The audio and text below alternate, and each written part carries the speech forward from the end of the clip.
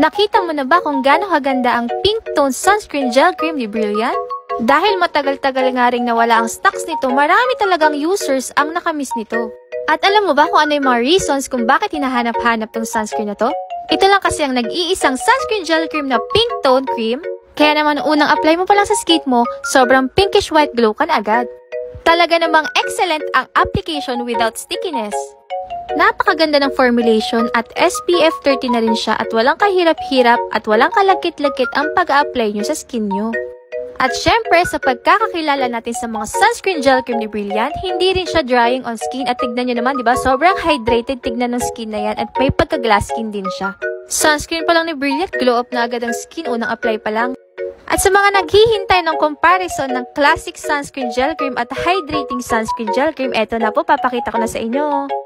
This one is ang pinaka-famous na Brilliant Sunscreen Classic. As you can see, siya yung color white, yung tone ng sunscreen, siya yung classic.